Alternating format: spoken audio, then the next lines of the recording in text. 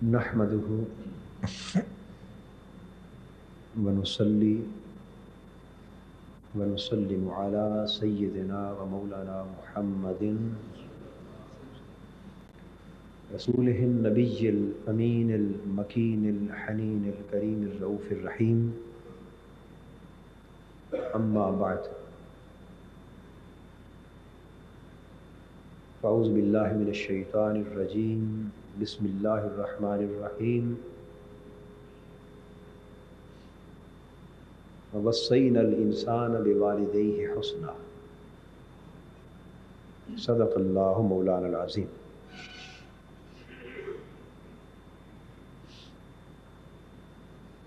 محترم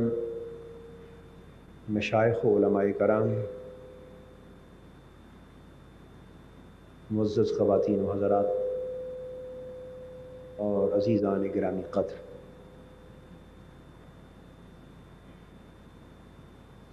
بحمد اللہ تعالی ہم اس کی توفیق و اعانت سے پچھلے جمعۃ المبارک سے حقوق والدین کے موضوع پر اپنی گفتگو کا آغاز کر چکے ہیں.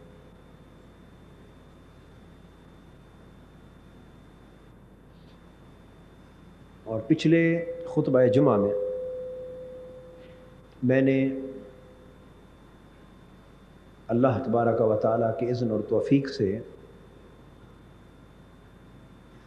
والدین کے حقوق پر اجمالی گفتگو کی. آج بھی اسی گفتگو کی تکمیل ہوگی،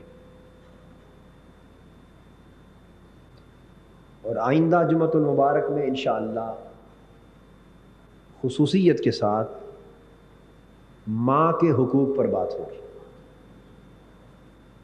میں نے عرض کیا تھا کہ پہلے دو خطبے والدین کے اجمالی حقوق پر، اس کے بعد ماں کے حقوق پر گفتگو ہوگی.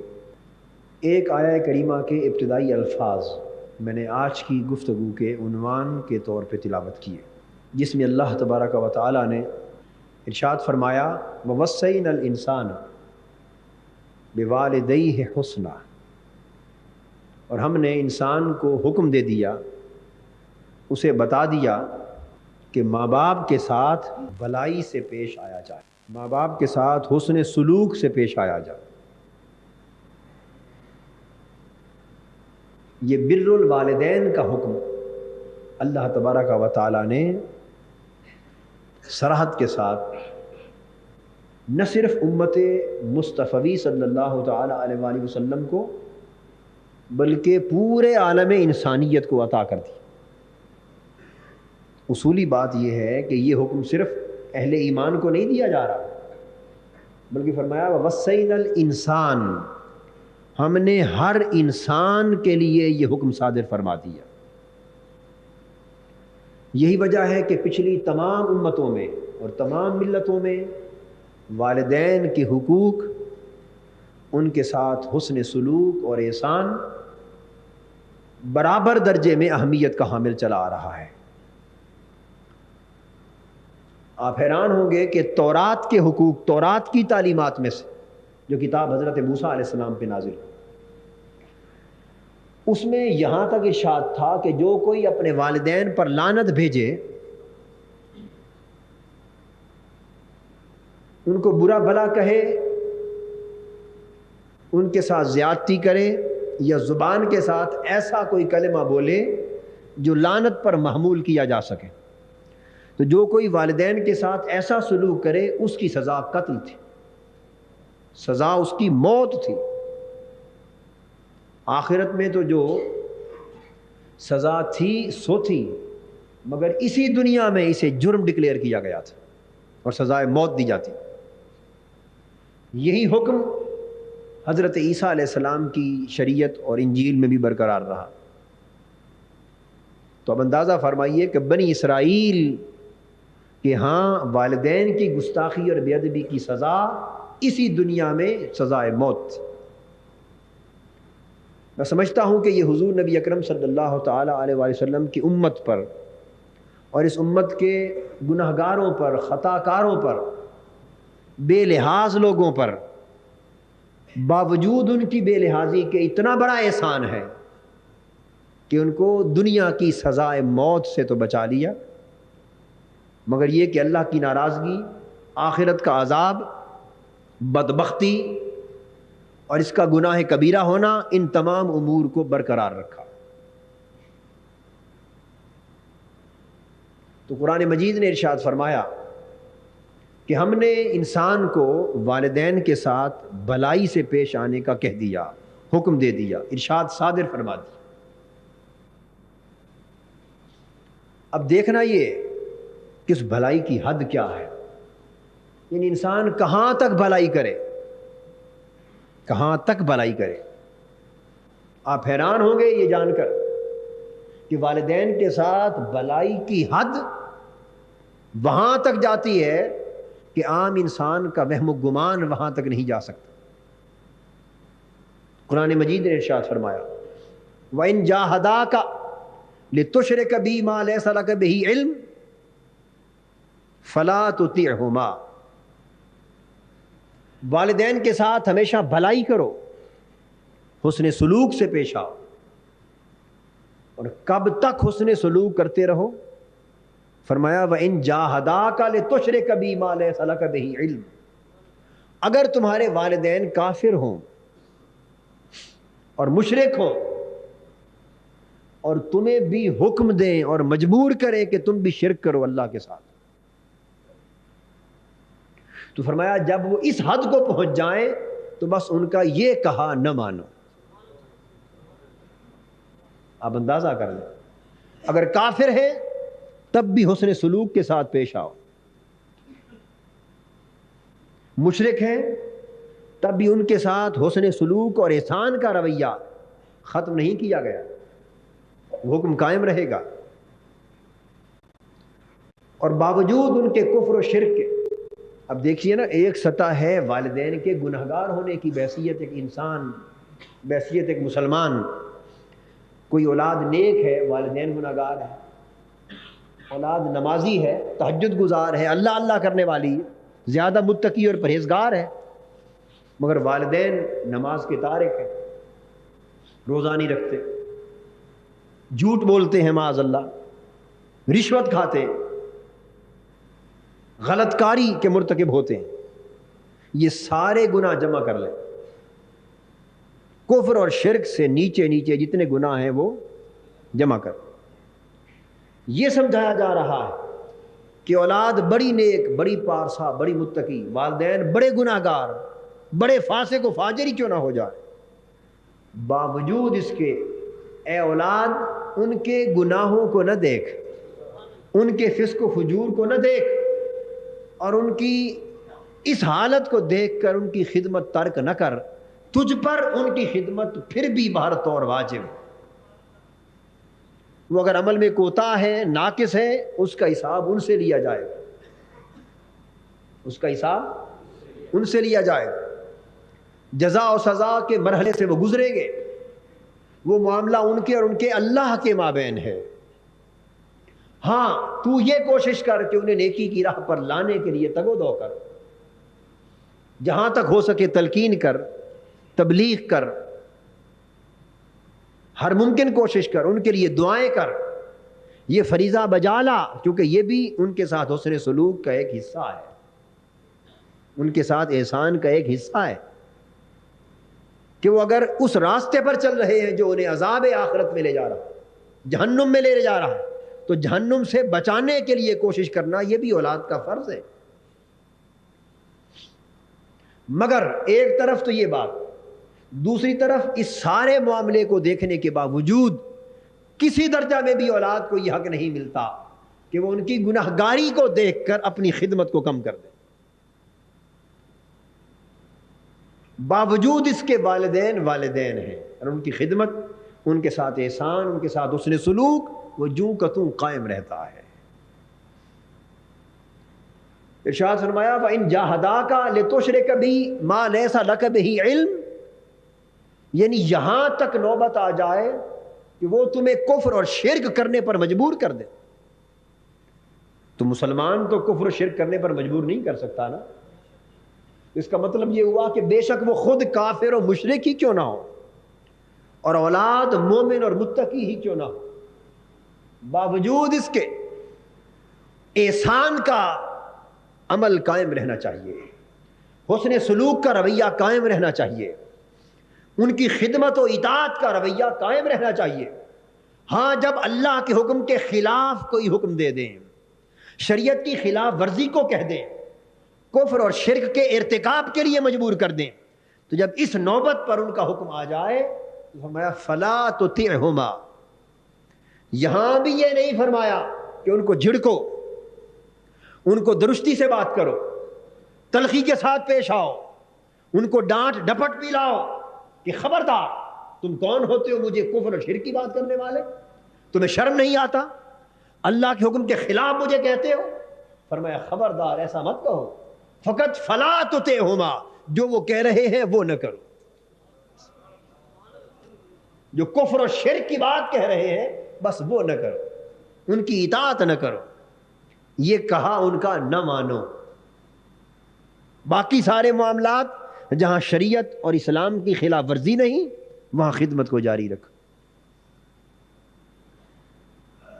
اس مقام پر بھی وہ حکم فلا تقل لهما اف ولا تنهرهما وقل لهما قولا کریما. اگر کفر اور شرک کی دعوت دے والدین اولاد کو تو وہ دعوت تو قبول نہ کی جائے، مگر اس پر بھی اف کہنا، ان کو جھڑکنا، برا بھلا کہنا اور نرم دم گفتگو سے باز رہ جانا، اس کی اجازت قرآن نے پھر بھی نہیں دی. پھر بھی بات کرو تو نرمی سے کرو، خدمت کے انداز میں، ادب کے انداز میں، احترام کے انداز میں بات کرو تاکہ دل شکنی نہ ہو. آپ نے اندازہ فرما لی. اور دوسرے مقام پر قرآن مجید میں ارشاد فرمایا وَإِن جَاهَدَاكَ عَلَىٰ أَن تُشْرِكَ بِي مَا لَيْسَ لَكَ بِهِ عِلْمٌ فَلَا تُطِعْهُمَا وَصَاحِبْهُمَا فِي الدُّنْيَا مَعْرُوفًا. دوسرے مقام پر مزید تصریح کر دی، فرمایا اگر تمہارے والدین تمہیں مجبور کرنا چاہیں اور مجبور کر دیں اس بات پر کہ تم شرک کرو، فَلَا تُطِعْهُمَا، تو ان کی یہ بات نہ مانو. یہاں تک تو حکم پہلی آیت میں بھی تھا نا، یہاں بھی دہرایا گیا، مگر یہاں آگے بات کی گئی. فرمایا کہ کفر اور شرک کی بات کرے تو نہ مانو، وصاحبہما فی الدنیا معروفا، مگر ان کے کفر اور شرک کے باوجود دنیا میں ان کے ساتھ بہتر طریقے سے خدمت کے انجام دیتے رہو. وصاحبہما فی الدنیا معروفا، حسن سلوک کو ترک نہ کرو. قرآن صراحت کے ساتھ کہہ رہا ہے ان کی خدمت اور ادب بجا لانے سے باز نہ آؤ، وہ فریضہ انجام دیتے رہو. اس بہانے آخرت میں تم چھوٹ نہیں سکو گے کہ میرے اللہ، میرے والدین کافر تھے اس لیے ان کے کفر کو دیکھ کر میں نے ان کی خدمت ترک کر دی، مشرک تھے ان کے شرک کو دیکھ کر مجھے نفرت پیدا ہو گئی اور میں نے ان کی خدمت بجا لانا چھوڑ دیا. تمہارا یہ بہانہ قیامت کے دن اللہ کو قبول نہیں ہوگا. وہ صراحت کے ساتھ کہہ چکا کہ کافر تھے یا مشرک تھے، بس ان کے راستے پر نہ چلنا تھا، مگر باوجود اس کفر و شرک کے ان کی خدمت بجا لانے کا حکم تو میں نے دے دیا تھا. وصاحبہما فی الدنیا معروفا. اور فقہائے کرام نے یہاں ایک اور تصریح کی اسی باب میں کہ اگر کفر و شرک کی دعوت دیں اور وہ کافر و مشرک ہوں تو ان کا کہاں تک مانا جائے کہاں تک نہ مانا جائے. جو گفتگو ہم اس وقت کر رہے ہیں اس میں ایک اور جزیہ فقہا نے بیان کیا، اور وہ یہ بیان کیا کہ اگر کسی کے والدین کافر ہو، مشرک ہو اور وہ بت خانے میں بتوں کی پوجا کے لیے جانا چاہیں، اپنی عبادت جو ان کی جھوٹی عبادت ہے شرک، اس کی انجام دہی کے لیے بت خانے جانا چاہیں اور مسلمان اولاد سے کہیں کہ ہمیں بت خانے چھوڑ آؤ، تو فقہا نے جزیہ بیان کیا کہ بت خانے اولاد لے نہ جائے، خود نہ لے جائے، نہ لے جائے. یعنی شرک کرنے کے لیے جا رہے ہیں نا تو وہاں لے نہ جائے، مگر خود ٹیکسی لے کر پہنچ جائے، اپنی گاڑی پر پہنچ جائیں، پیدل پہنچ جائیں، کسی راستے سے پہنچ جائیں اور فارغ ہو جائیں شرک کر کے، بت پرستی کر کے، اور کوئی مجبوری بنے اور اولاد کو پیغام بھیجے کہ ہمیں گھر واپس لے جاؤ، تو حکم ہے کہ بت خانے جا کر واپس لے آئے۔ حکم ہے کہ بت خانے جا کر اولاد والدین کو واپس لے آئے۔ آپ اندازہ فرمائیے کہ والدین کے حقوق کا عالم اسلام کے اندر کیا ہے، اور یہ نعمت اللہ نے اسلام ہی میں رکھی کہ والدین کے ایسے حقوق اولاد کے لیے متعین فرما دی۔ ورنہ مغربی سوسائٹی کو جا کر دیکھیں تو وہاں تو نہ والدین کے حقوق کی پہچان اولاد کو ہے، نہ اولاد کے حقوق کی پہچان والدین، وہاں تو یہ تصور بھی نہیں پایا جاتا۔ مگر ہم جو مغربیت زدہ ہوتے جا رہے ہیں، تو اس تصور سے عاری ہوتے چلے جا رہے ہیں، اور یہ سمجھتے ہیں کہ شاید والدین کے لیے الگ 2 کمرے بنوا کے دے دینا، ایک الگ مکان رہائش کو دے دینا اور ماہانہ اخراجات متعین کر دینا، بس یہ خدمت کے طور پہ کافی نہیں۔ قرآن مجید اور سنت نبوی نے تو بہت سارے پہلو خدمت کے رکھے، بہت سارے پہلو خدمت کے رکھے۔ تو حدیث پاک میں ہے، حضور نبی اکرم صلی اللہ تعالی علیہ وآلہ وسلم سے ایک صحابی نے سوال کیا، ایک سائل نے آ کر، حدیث میں آتا ہے سنن ابن ماجہ میں، سئل رسول اللہ صلی اللہ علیہ وآلہ وسلم عن الوالدین فقال للسائل ہما جنتک و نارک او کما قال۔ حدیث میں ہے کہ ایک شخص آیا حضور علیہ الصلوۃ والسلام کی بارگاہ اقدس میں، اس نے آ کے پوچھا حضور صلی اللہ علیہ وسلم والدین کے حقوق کیا ہے، یا والدین کے بارے میں کچھ ارشاد فرمائیے۔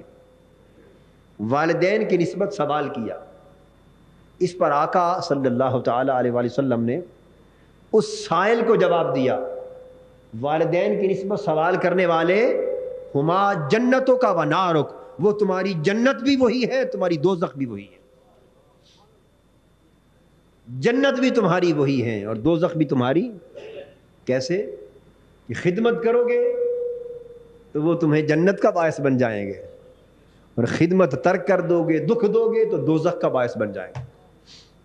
اب بتائیے اس میں نماز، روزے اور باقی نفلی عبادتوں کے ذکر کہاں رہے؟ اس حدیث پاک پر اگر کنسنٹریٹ کریں تو پتہ چلا کہ ایک شخص ویسے پوری پنجگانہ نمازیں ادا کرنے والا، روزے رکھنے والا، حج ہر سال کرے، نفلی حج کرے، عمرے کرے، کثرت سے صدقہ خیرات کرے، عالم ہو، عامل ہو، ہر نفلی نیکی اس کے اندر موجود ہو، مگر ماں باپ کا گستاخ، خدا نہ خواستہ ماں باپ کی خدمت نہ کرتا ہو، ماں باپ کا دل دکھی کرتا ہو، تو یہ حدیث پاک بتاتی ہے ہما جنتوں کا و نارک، اس کی ساری عبادتیں اللہ کی بارگاہ میں مقبول نہیں ہوں گی، وہ ان ساری عبادتوں کے باوجود دوزخ میں دھکیل دیا جائے۔ اسلام کا جو نظام ہے اس کے احکام آپس میں انٹر لنکڈ ہیں، یعنی ریسیپروکلی ریلیٹڈ ہیں، ایک دوسرے کے ساتھ لازم و ملزوم ہیں، ایک دوسرے پر ان کا انحصار ہے، آپس میں مربوط ہے۔ یعنی آپ 9 جز کریں اور 10واں جز جو اہم ترین جز ہے وہ چھوڑ دیں اور کلیم کریں کہ 9 اجزاء کی بنا پر بخشش ہو جائے، نہیں۔ قرآن کہتا ہے یا ایھا الذین آمنوا ادخلوا فی السلم کافہ، ایمان والو اسلام میں داخل ہونا ہے تو پورے ہو جاؤ، مذاق نہ بڑھاؤ کہ کچھ کو مان لو کچھ کو چھوڑ دو۔ یہ جو پک اینڈ چوز ہے اسلام کے اندر مقبول نہیں۔ تو اسلام کی زندگی، ہمارا موضوع یہ چل رہا تھا نا، اسلام اور ہماری زندگی، تو اسلام جو ہمیں زندگی عطا کرتا ہے وہ ایک ٹوٹیلٹی ہے، وہ ایک کلیت ہے، وہ ایک وحدت ہے جسے مختلف اجزاء میں منقسم نہیں کیا جا سکتا، اسے ٹکڑے نہیں کیا جا سکتا۔ اگر ٹکڑے کر دیا جائے تو پھر تو کوئی شخص مسجد کے انسان کے اعتبار سے بہتر ہو، کوئی گھر کے انسان کے اعتبار سے بہتر ہو، کوئی بطور شوہر کے بہتر ہو، کوئی بطور باپ کے بہتر ہو، کوئی بطور اولاد کے بہتر ہو، مگر تاجر کے طور پہ بے ایمان ہو، بددیانت ہو، ملازم کے طور پہ راشی بددیانت ہو، کوئی مسجدوں کے حقوق ادا نہ کرے، کوئی اللہ کے حقوق کا تارک ہو، کوئی سوسائٹی کے حقوق کا تارک ہو، تو پھر تو ہر کوئی ایک جز پکڑے اور سیدھا جنت میں چلا جائے، تو اسلام کا جو تصور ہے دین کل ہونے کا وہ تو سارا معدوم ہو جائے گا۔ اس لیے اسلام کی تعلیمات من حیث المجموع، من حیث الکل قبول ہونی چاہیے۔ تو فرمایا کہ ہما جنتک، اگر تو ان کی خدمت کرے تو تمہیں جنت میں لے جانے والے، ونارک، اور ان کی خدمت ترک کر دے، بے ادبی گستاخی کا مرتکب ہو تو تیری ساری نیکیوں کے باوجود وہ بے ادبی گستاخی اور انہیں دکھ دینا تمہاری دوزخ کا باعث ہوگا۔ ایک اور مقام پر صحیح بخاری اور مسلم میں متفق علیہ حدیث آتی، ایک صحابی نے حضور علیہ الصلوۃ والسلام کی بارگاہ اقدس میں سوال کیا، فرمایا عرض کیا یا رسول اللہ صلی اللہ علیہ وسلم ای العمل احب الی اللہ، آقا اللہ کو سب سے زیادہ کون سا عمل محبوب ہے؟ اللہ کو سب سے زیادہ کون سا عمل محبوب ہے؟ یہ حدیث قابل توجہ۔ اللہ کو سب سے بڑھ کر کس عمل سے محبت ہے؟ یہ سوال کیا۔ اس پر آقا نے جواب دیا الصلاۃ علی وقتہا، نماز اپنے وقت پر ادا کرنا اللہ کا محبوب ترین عمل، نماز اپنے وقت پر ادا کرنا، محض ادا کرنا نہیں، اپنے صحیح وقت پر ادا کرنا تاکہ صحیح اہتمام قائم رہے۔ اس نے عرض کیا ثم ایون، یا رسول اللہ صلی اللہ علیہ وسلم اس کے بعد، نماز وقت پر ادا کرنے کے بعد اب بھی ساری کائنات میں اللہ کا محبوب ترین عمل کیا ہے؟ آقا نے فرمایا بر الوالدین، اللہ کی نماز کے بعد پھر ساری کائنات میں سب سے بڑھ کر اللہ کو محبوب عمل والدین کے ساتھ خدمت و اطاعت، والدین سے نیکی کے ساتھ پیش آنا، بر الوالدین۔ اس نے عرض کیا ثم ایون، آقا اس کے بعد کیا ہے؟ فرمایا الجہاد فی سبیل اللہ، والدین کی خدمت کے بعد اللہ کی بارگاہ میں تیسرے درجے کا مقبول عمل اللہ کی راہ میں جہاد کرنا ہے۔ تو کیا معلوم ہوا کہ والدین کی خدمت جہاد سے بھی، بولیے، افضل ہے۔ تو یہی بات آپ پچھلے خطاب میں بھی سنتے رہے تھے نا، کہ فرمایا لا تعبدون الا اللہ وبالوالدین احسانا، یعنی اللہ نے پہلا درجہ اپنی عبادت کا رکھا، عقیدہ توحید کا رکھا، اپنی عبادت و پرستش کا رکھا، اپنی بندگی اور طاعت کا رکھا، اور اپنی عبادت کے بعد دوسرا درجہ معاملات کے اندر والدین کی خدمت و اطاعت رکھا، حتیٰ کہ اللہ کی راہ میں جہاد کرنے تک کو والدین کی خدمت کے بعد رکھا۔ حضور نبی اکرم صلی اللہ تعالی علیہ وآلہ وسلم نے اس قدر کثرت کے ساتھ والدین کی خدمت کی فضیلت بیان فرمائی جس کا احاطہ نہیں کیا جا سکتا۔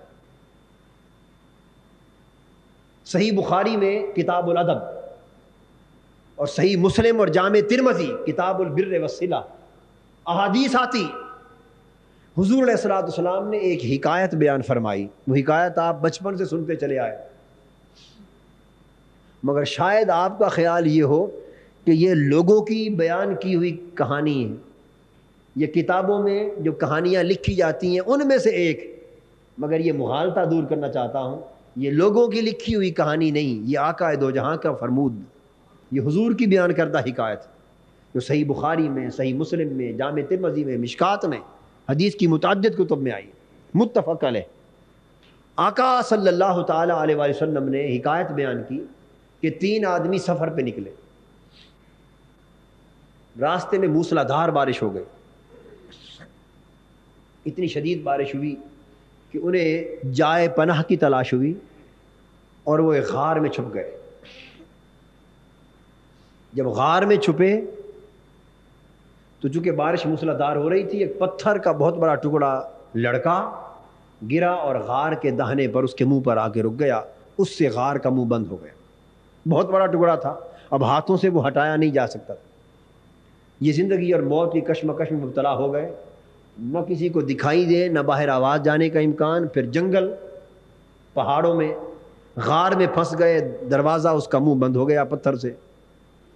اب تو موت جب ان کی آنکھوں کے سامنے رقصاں نظر آئی، پریشان ہوئے، تو انہوں نے کہا کہ اللہ تعالیٰ کی بارگاہ میں دعا کرو ہر شخص، اور وہ اب یاد کرے اپنی پوری زندگی کی نیکیوں کو اور نیک اعمال کو، اور اس کی پوری زندگی میں جو سب سے بڑا نیک عمل ہے جس کے بارے میں اسے بھروسہ ہو کہ اللہ کو سب سے زیادہ مقبول ہوگا، اس عمل کو بیان کرے اور اس کا وسیلہ دے کر اللہ کی بارگاہ سے دعا کرے۔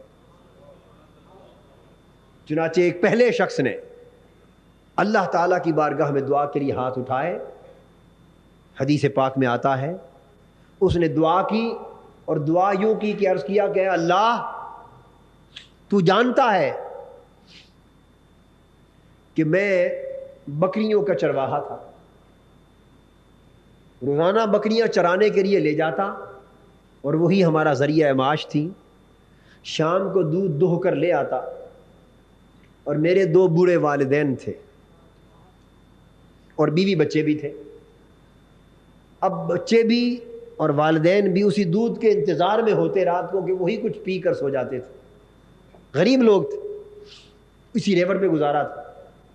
تو میں شام کو دودھ دوہ کر لے آتا، باوجود اس کے کہ بیوی بچوں کو طلب ہوتی اس دودھ کی، مگر میں سب سے پہلے اپنے والدین کو پلاتا، سب سے پہلے اپنے والدین کو۔ اپنی آنکھیں کھول کر دیکھ لیں اور کان کھول کر سن لیں۔ میں نے پچھلی بار عرض کیا تھا کہ بر الوالدین اور والدین کے حقوق کی بات سن کر کم سے کم یہ ظلم ہماری زندگی سے ختم ہو جانا چاہیے، اور میں امید کرتا ہوں کہ پچھلے جمعۃ المبارک کی شام کو سینکڑوں ہزاروں افراد خصوصیت سے اپنے والدین سے ملنے کے لیے گئے ہوں گے یا ان کی خدمت میں جا کے بیٹھے ہوں گے۔ ایسا ہوا یا نہیں ہوا؟ بولیے، جو بطور خاص اپنے والدین کی خدمت میں گئے ہاتھ کھڑا کریں، بطور خاص اس اہتمام کے ساتھ تشریف رکھیں۔ اللہ پاک آپ کو اور برکت عطا کرے۔ میں نے عرض کیا کہ ہمارا اس مجلس میں آنا، اس گفتگو کا سننا، اس کا حاصل یہ ہے کہ ہم اسے اپنی زندگی میں اتاریں۔ جس عمر کو ہم لوگ پہنچے ہوئے ہیں، ہم میں سے کم لوگ ایسے ہوں گے جن کو والدین کا سایہ میسر ہے، شاید کثیر ایسے ہوں گے جنہیں والدین کا سایہ میسر نہیں، یا والدین میں سے ایک کا میسر ہے، ایک کا میسر نہیں۔ اور پھر ان میں کچھ ایسے ہیں یقیناً بتیرے ایسے جو والدین کی خدمت انجام دیتے ہیں، والدین کے پاس رہتے ہیں یا والدین کو پاس رکھتے ہیں۔ قلیل ایسے ہوتے ہیں جو والدین سے دور رہتے ہیں۔ مگر جہاں جہاں کوئی جس حال میں ہو، اسے پہلے سے بڑھ کر والدین کی خدمت کا کام انجام دینا چاہیے اور ان کے دم کو غنیمت جانا جائے۔ عرض کیا باری تعالیٰ میں آ کے دودھ پہلے اپنے والدین کو پلاتا، پھر اپنے بیوی بچوں کو پیش کرتا۔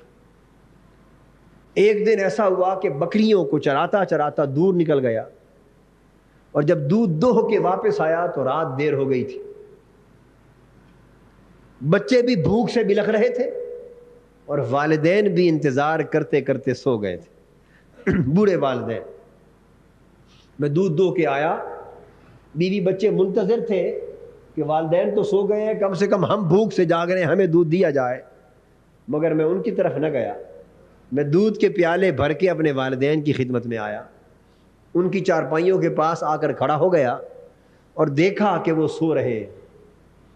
اب میں نے انہیں جگانا بھی مناسب نہ سمجھا کہ ضعیف العمر ہے، جگانے سے بے آرام ہوں گے، نیند میں خلل واقع ہوگا، اور واپس ہٹ کے جانا بھی مناسب نہ سمجھا کہ ممکن ہے جاگ پڑے اور پوچھ لیں بیٹا آیا نہیں ہے دودھ لے کر،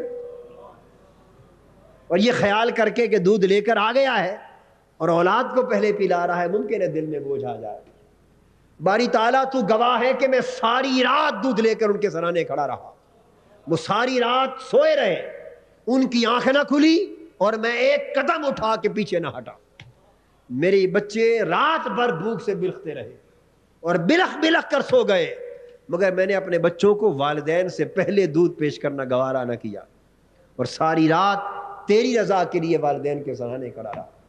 یہ واقعہ بیان کر کے اس شخص نے عرض کیا، میرے اللہ اگر میرا یہ عمل تجھے قبول ہے اور تو اس سے راضی ہے تو اس پتھر کو ہمارے غار کے منہ سے ہٹا دے۔ بس والدین کی خدمت کے عمل کا وسیلہ دے کر اللہ کی بارگاہ میں عرض کرنے کی دیر تھی، اچانک پتھر میں حرکت ہوئی، جنبش ہوئی، اور وہ سرک کر تھوڑا سا ایک طرف ہو گیا، غار کے منہ سے ہٹ گیا۔ پھر باقی دو دوستوں نے بھی اپنے اپنے واقعات اسی طرح کے جو ان کی زندگی میں سب سے بڑھ کر نیکی کے پیش آئے تھے بیان کیے اور ان کا وسیلہ دے کر دعا کی۔ حدیث پاک میں آتا ہے کہ پتھر نے غار کا منہ چھوڑ دیا۔ تو جب پتھر کو اللہ پاک نے اتنا حیا عطا کیا، ان نیکیوں کا اتنا حیا عطا کیا، تو اندازہ کر لے کہ اللہ کی رحمت کے حیا کا عالم کیا ہوگا۔ اللہ کے بندوں پر، مخلوق پر جو والدین کی خدمت اس طرح بجا لا۔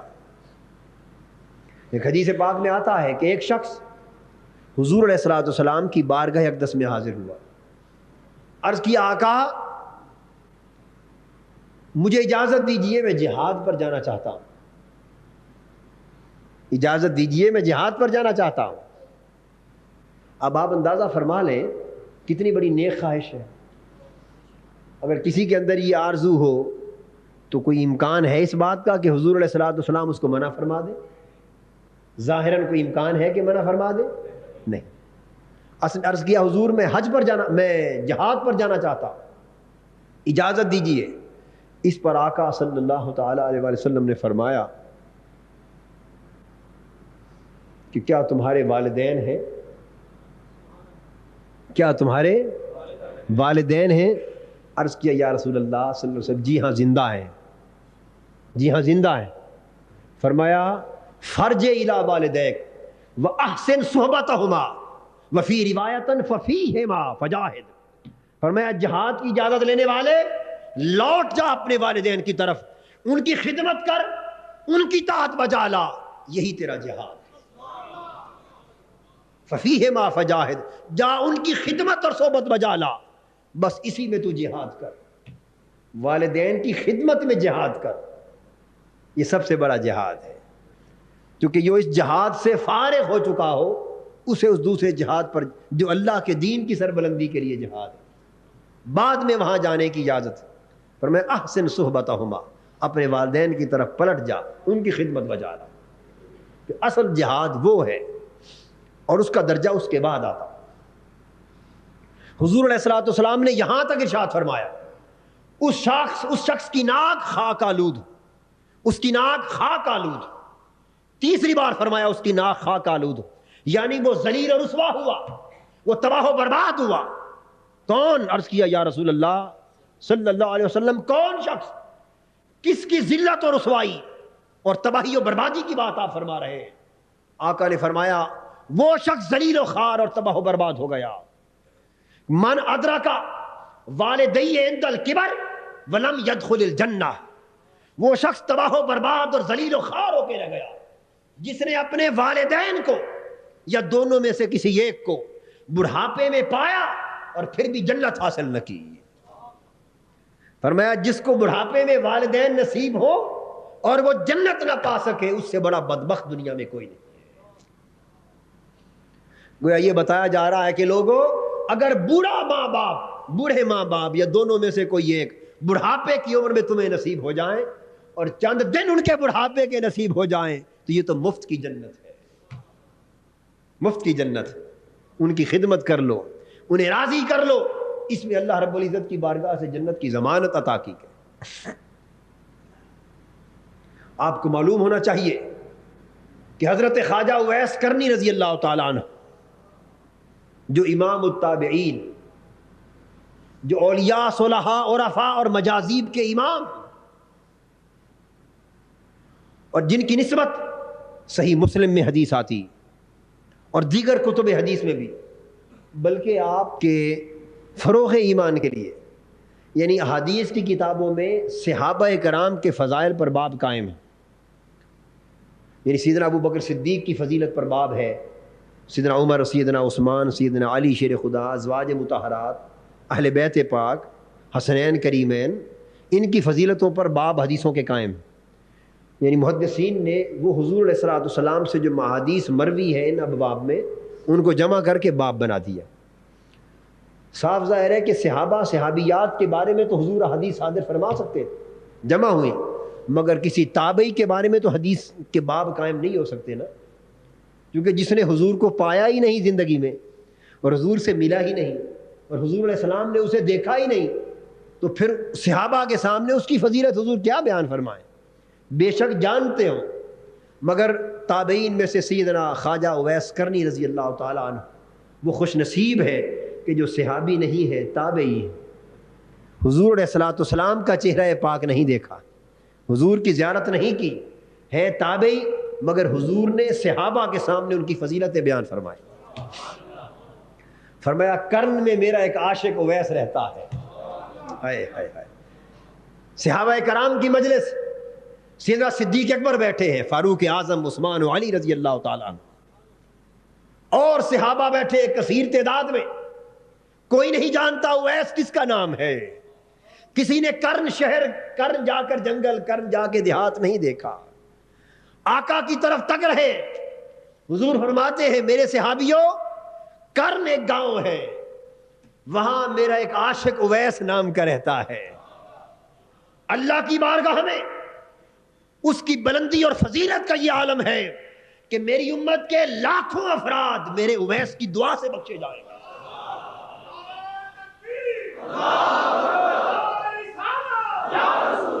اویس کرنی اللہ کی بارگاہ میں دعا کے لیے ہاتھ اٹھائے گا اور فلاں فلاں قبیلے کی بکریوں کے بال اتنی کثرت سے نہیں ہیں جتنے اویس کے اٹھے ہوئے ہاتھوں سے میری امت کے افراد بخشے جائیں گے۔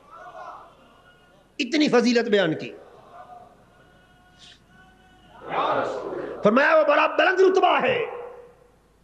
صحابہ کرام نے عرض کیا اب میں مختلف کتب حدیث اور مختلف کتب سیر اور کتب تصوف میں جو با اختلاف روایات مختلف طرق سے جو اقوال اور حدیث آئی ہیں ان کا خلاصہ عرض کر رہا ہوں، ملا کر جامع خلاصہ۔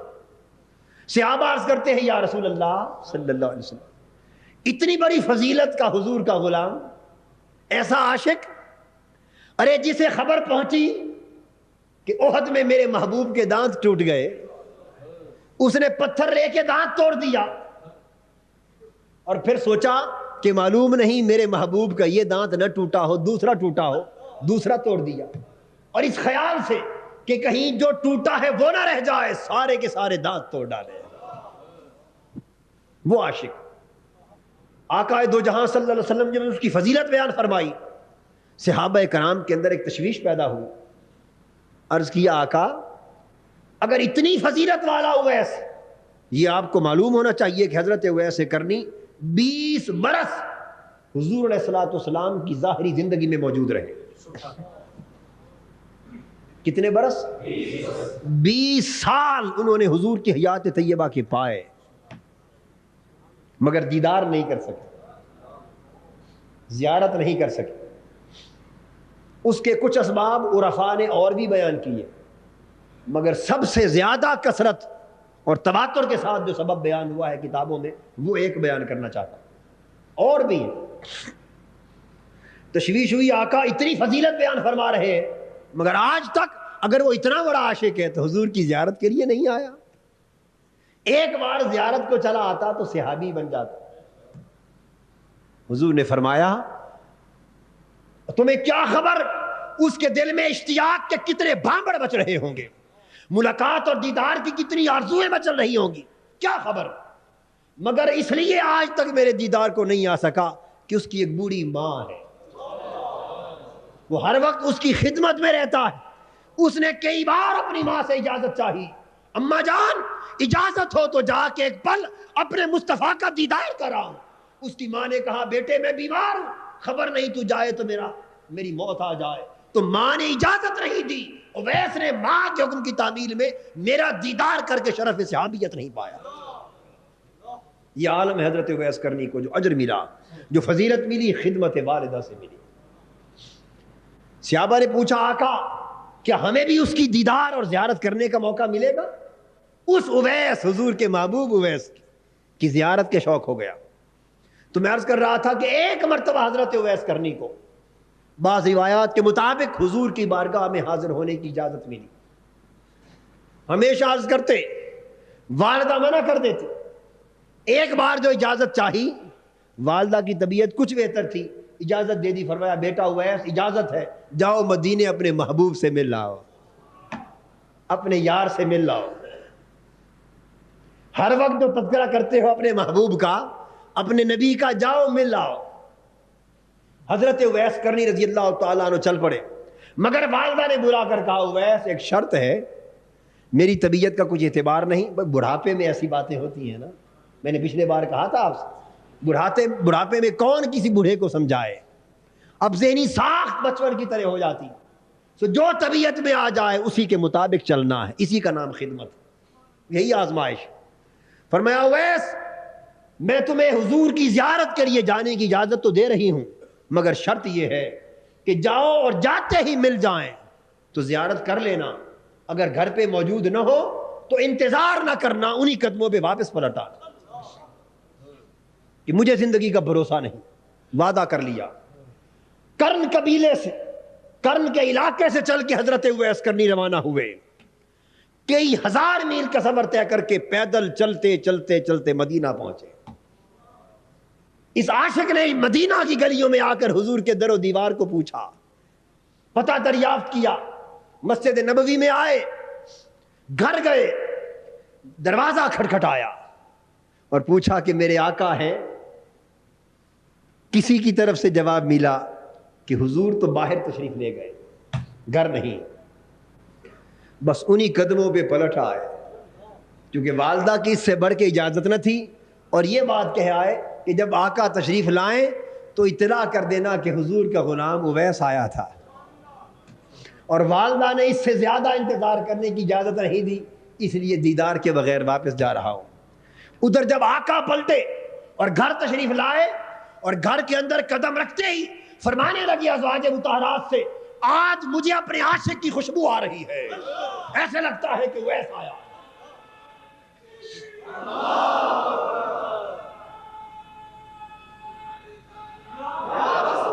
عرض کیا گیا حضور سچ ہے آپ کا اویس آیا تھا، تو پھر اس نے کیا کہا؟ اس نے کہا حضور زیارت کے لیے آیا تھا، اتنی اجازت ملی تھی، انتظار کی اجازت ماں نے نہیں دی تھی، سو دیدار کے بغیر پلٹ کے جا رہا ہوں، میرا سلام پہنچا دیں آقا کو۔ یہ مقام حضرت اویس کرنی کو ماں کی خدمت نے عطا کیا۔ واقعے کی تفصیلات آگے کچھ اور بھی ہیں، مگر وقت ختم ہو گیا ہے، آج اسی پر اکتفا کرتا ہوں۔ اللہ تبارک و تعالی ہمیں ماں باپ کی خدمت اور ان کے حقوق کی پہچان عطا کرے۔ وما علینا الا البلاغ۔